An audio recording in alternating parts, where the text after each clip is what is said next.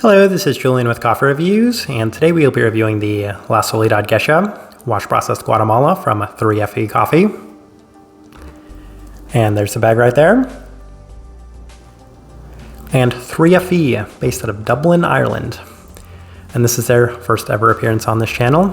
Though they're a coffee roaster I do have a fair bit of familiarity with, having been to one of their cafes on multiple occasions when I was out in Dublin. And I would argue that they are one of the more well-known Irish-based coffee roasters, as I've seen a number of American multi-roasters carrying their coffees for a number of years now. And when I saw this coffee in store, it's one that immediately caught my attention, as it's not only a Guatemalan Geisha, but it's the first high-end coffee I've ever seen from 3FE. So this felt like the perfect opportunity to finally review them, as this right here is day 28.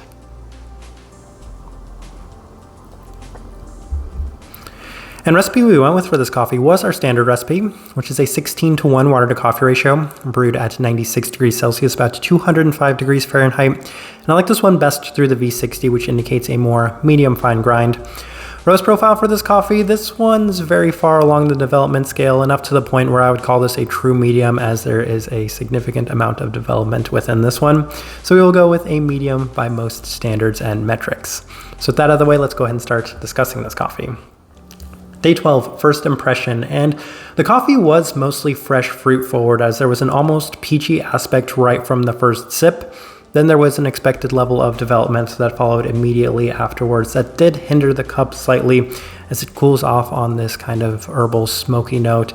But it was a lot better than the initial expectation, so it did leave a great start. And let me put this all into context. Having so much familiarity with this coffee roaster, I do know that they were going to be roasting on a more developed scale. I didn't necessarily know what to expect from it because it was a Guatemalan Geisha, so I thought that maybe by their standards they might roast a little lighter, but still it would come out a little bit more developed than something that I'm used to drinking, and that turned out to be the case. So the fresh fruit really took me by surprise because it was so abundant and clear right from that first impression. But then of course a lot of the roasted qualities came shortly after, so that was an interesting first impression. We continue on to day 14 as I ran it through the Chemex, and once again I felt a fair bit of that development to the cup, as I felt that possible reduction in temperatures might yield some better results, as the fresh fruit components were once again really prominent and present, even though they were a little bit more secondary through this brew method. So didn't enjoy it as my first impression, but we continue on to day 16 as I ran it through the April dripper, and it does continue to have a lot of these fresh fruit characteristics right at the forefront, and I do believe that they have some sort of citric note on here, whether it be an orange. I'll double check real quick. Yeah, it says mandarin, which makes a lot of sense. It has a sweeter citric aspect to it, very fresh fruit, as I've kind of mentioned multiple times, but the lower temperatures did seem to help slightly with the development, as anytime I brew it with the April dripper, I do lower the temperatures 1 degree from 96 to 95 degrees Celsius. And it was at the cost of the fruit vibrancy though, so that didn't necessarily help this coffee too much. It just felt a little bit more muted, not quite as good. So we continue on to day 18, and I attempted this same thing with the V60, and what I noticed was that the cup was losing a lot of its vibrancy, as the lower temperatures did take away so much of that fruit brightness. And the best part of this coffee was definitely that fresh fruit vibrancy that I was experiencing from that first try. A pretty moderate cup today, as there's much more of this savory tea aspect as opposed to those fresh fruit components. Day 20.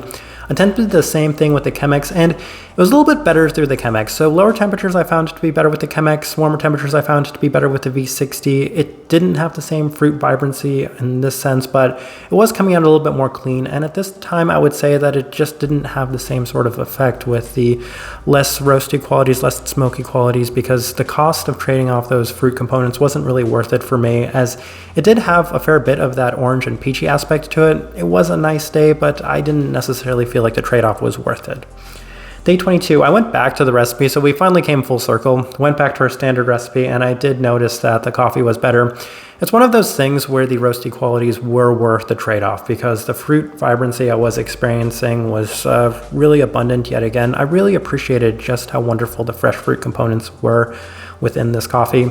Interestingly, it was lighter bodied throughout the entirety of drinking it, which I guess in hindsight it is a geisha, so that's something that you might be expecting, but given the development of this coffee and given that it was a Guatemalan coffee, I might have expected a fair bit more body to it, but that wasn't necessarily the case. A fair bit of the peach and mandarin at the forefront with a roasty quality on the back end. Day 25, final notes, we have kept the same recipe, and once again, there are pros and cons. There's enough of the fresh fruit components to make up for the roasted quality that's present throughout, as well as the smokiness that seems to settle a little bit more with the aging of this coffee. Sweeter citric fruit seems to be the most dominant aspect on this day, though there is still a fair bit of that lingering peachy quality. It's present yet again here on day 28, so there's some positives to this coffee, and those are the ones that I really wanted to highlight, most distinctly those fresh fruit aspects. All right, let's go ahead and put up the tasting wheel so you can see what we're getting.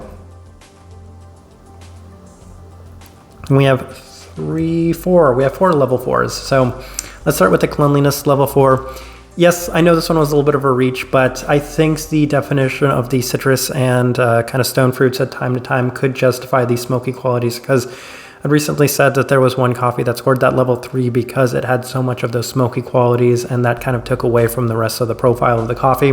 But I think that this is on the lower side of level 4. I couldn't justify a level 3 because there was enough definition within the flavor profile of this coffee to push that all the way up to level 4. So it's not necessarily a true level 4, but I think it kind of reaches that mark. Finish. Level 4, yes, and honestly, I wish it was a lot more of that fresh fruit finish, but you can just kind of feel a little bit of those smoky qualities in the finish. That's where it kind of goes in terms of that direction. So not all level 4s for the finish are created equally. This is kind of an example of that, because if it had a lot more of those fresh fruit aspects, then that would have been a wonderful finish that I had a preference towards. Sweetness, level 4. That's a really nice part of this coffee. It's a very sweet, fresh fruit aspect to it, most specifically that citric component. So that's a really nice positive to this coffee, and maybe something I haven't highlighted enough, because there's a fair bit of sweetness to this one throughout the entirety of drinking it. So I shouldn't say that. When I was lowering the temperatures, when I was messing around with this coffee, it didn't have that same sort of sweetness, and that's why I was fine making the trade-off with the smoky qualities to maintain a lot of those sweeter aspects. So sweetness level 4, I agree with that. Citrus fruit, level 4. Interestingly enough, I would say that maybe on the earlier days, I might have swapped that with the stone fruit, because I think I was getting a little bit more peachiness on the earlier days. Towards the later days, it was trending in the direction of a citric fruit aspect. So I would say that the sweetness skewed a little bit more in that direction, and that's the fruit profile I was experiencing the most when I made this tasting wheel. Then we have a handful of level 3s. We'll start with the florality. Level 3, yes, there's a fair bit of floral aspects within this one. It is a kind of lighter herbal floral aspect to it. So I could definitely see that one being all the way up there at that level 3 mark. Stone fruit level 3, it's something I've mentioned a fair bit through the entirety of this review. A little bit more prominent in the earlier days, but something that I was still experiencing for the majority of this coffee. Chocolate level 3, that's something I haven't mentioned too much. Actually, it's a little bit of both. I was getting a fair bit of the kind of darker, more robust chocolate in line with the roast profile of this one, but also some lighter chocolate aspects to it, some kind of soft chocolate. So getting a fair bit of both, a little bit of blended chocolate aspect in that sense. Smokiness, level 3. Yes, and this was kind of the result of me continuing to persist with it in the way that I had, because if I had maybe predicted some other methods, the Chemex at the lower temperatures, then we probably could have bumped that down to a level 2, but I'll just continue to mention that it was worth the trade-off. Bitterness, level 3, same thing with that. That's coffee bitterness, which is a little unfortunate because that was kind of hindering the rest of the cup. So once again, these aspects you're feeling the roasty qualities within this coffee. Savoriness, level 3, that's interestingly enough the tea-like aspect, which I don't think I've actually mentioned enough, and I'll talk about it right in line with the body, which is on the lower side of the level 2. They have oolong listed on here. I can see that. There are a lot of tea-like aspects in terms of both the flavor profile to this coffee, as well as the body, as it's so light-bodied that it could be reminiscent of a tea-like cup of coffee. So those two things, stuff I feel like were worth mentioning a little bit more, because they were actually a pretty important factor within this coffee, as I think it kind of played a role in something that is typically against what you might expect for the norm for something like this coffee. But I think the balancing of the roast profile, the origin, as well as the variety really played a role in the way that this tasting wheel looks. And I think that this is a pretty accurate representation of what I was getting. And before I stop discussing this, I think that the last thing I should discuss is that acidity, because I completely blew past that, not even realizing that that's at a level 2. But it's something that I agree with, because there isn't a whole lot of brightness in this coffee, which I think is going to be another testament to the roast profile of this one. A little bit more developed coffees tend to have a little bit less brightness in general most of the time. So that's interesting, seeing it there at that level 2. I can't remember the last time I've actually had a coffee there at that level 2 mark. So yeah, kind of summarizing that, I think that this is a pretty accurate representation of what I was getting from this coffee.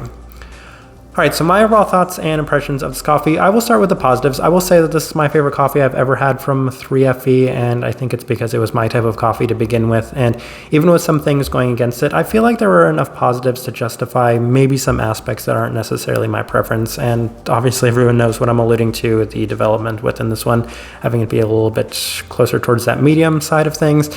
Then traditionally coffees I like to be a lot more light. That really kind of took away from it, but given that I was able to find so many positives, specifically the sweetness and the fresh fruit aspects, I feel like it definitely overperformed some of my expectations, though I had high expectations given what the coffee was, but I also had kind of moderate expectations given my past experiences with this coffee roaster.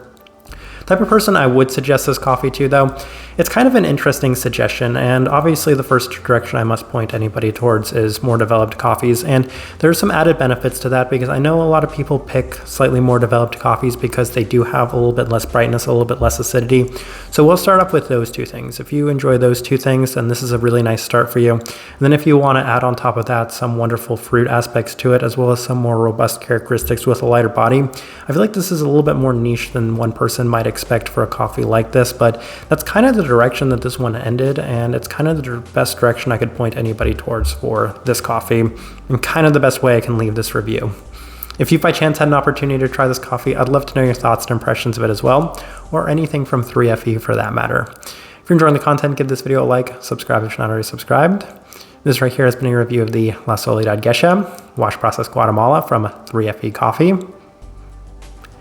Thank you for watching.